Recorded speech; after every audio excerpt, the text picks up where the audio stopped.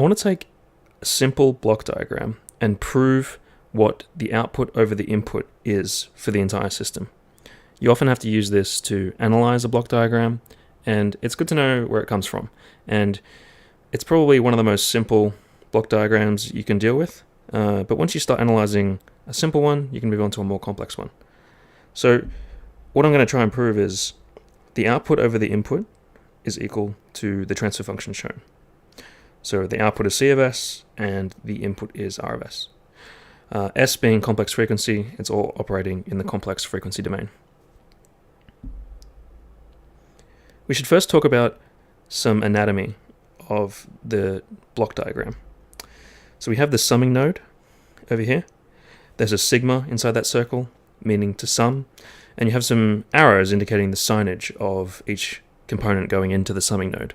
It doesn't have to be 2 things, it can be 3 things, 4 things, 5 things. But the plus sign near the R of S indicates that it's going to go in positive, and the other arrow has a negative sign next to it, which means whatever goes in there is going to be subtracted. This part here is called the feedback loop.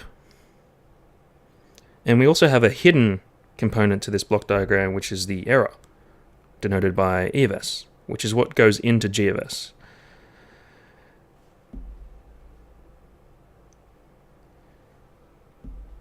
So what is E of S?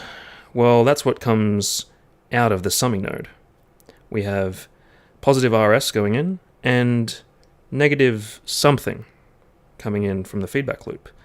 You might be inclined to say it's just H of S, but we have to think about what's actually coming through on that line. You have C of S going in and C of S times H of S coming out. So our E of S is actually going to be R of S minus C of S multiplied by H of S.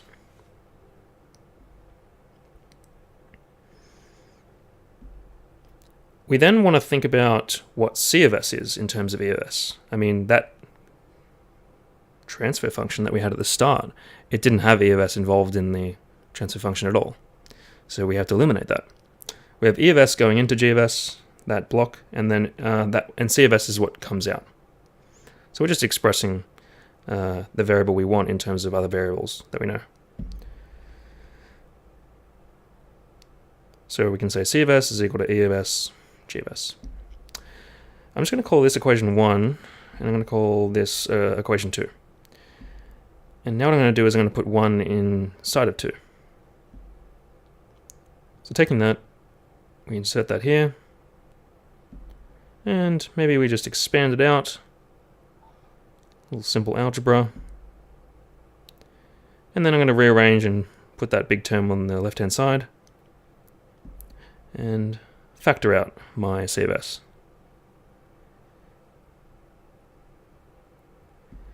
Now if we take that, and you can see now we've got everything we need. We don't have any more E of S involved. We have our output on one side, the input on the other. We've got G of S, we've got some stuff that's looking like that equation we saw at the start. So if we just move a couple things around, you can see that C of S over R of S is equal to G of S over 1 plus G of S H of S. Sorry to spit verbal algebra, but just to clarify, this is output over input. And that's how you get the generalized result of what the transfer function is for this block diagram.